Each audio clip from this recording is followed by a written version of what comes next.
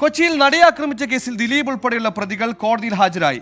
വിചാരണ കോടതിയിലാണ് പ്രതികൾ ഹാജരായത്. 6ാം പ്രതി ഹാജരായ ശ്രീകാന്ത് കൊച്ചിയിൽ ചേർന്നു. ശ്രീകാന്ത്, എന്ത് നടപടിക്രമമാണ് ഇപ്പോൾ തുടരുന്നത്? ഈ പ്രതികളെ കേൾക്കുക എന്ന നടപടിക്രമം ഇപ്പോഴും അവിടെ പുരോഗമിച്ചുകൊണ്ടിരിക്കുകയാണ്. ഏറ്റവും പുതിയ അപ്ഡേറ്റ്.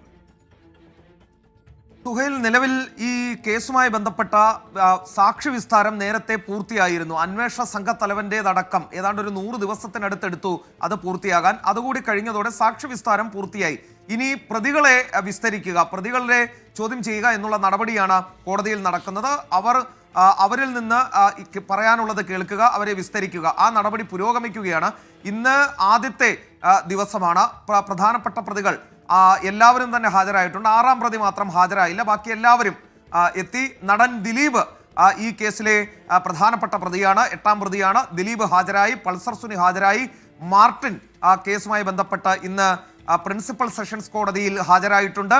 അത്തരത്തിൽ അവരുടെ എല്ലാം തന്നെ ഭാഗം ഇന്ന് വിസ്തരിച്ച് തീരില്ല. അത് തൊട്ടടുത്ത ദിവസങ്ങളിലേക്ക് മാറ്റും. ഓരോ ദിവസം അവർക്ക് നൽകും. തൽക്കാലം ഇപ്പോഴും അവിടെ വിസ്താരം നടക്കുകയാണ്, പുരോഗമിക്കുകയാണ്.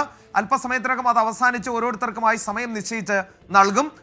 നമ്മൾ പ്രതീക്ഷിക്കുന്നത് പ്രകാരമാണെങ്കിൽ നവംബറിൽ ഈ നടിയെ ആക്രമിച്ച കേസിന്റെ ഉത്തരവ് വരും എന്നാണ് മനസ്സിലാക്കുന്നത്. ശരി, പ്രോസിക്യൂഷൻ ഹാജരാക്കിയ തെളിവുകളുടെ അടിസ്ഥാനത്തിൽ പ്രതികളെ കേൾക്കാനുള്ള വിസ്താരമാണ് ഇപ്പോൾ തുടർന്നുകൊണ്ടിരിക്കുന്നത്. നാളെയും തുടരുമെന്നാണ് സൂചന. ദിലീപും പൾസർ സുനിയും അടക്കമുള്ള പ്രതികൾ കോടതിയിൽ ഹാജരായിട്ടുണ്ട്. ശ്രീകാന്താണ് കൊച്ചിയിൽ നിന്ന് വിശദാംശങ്ങൾ നൽകിയത്.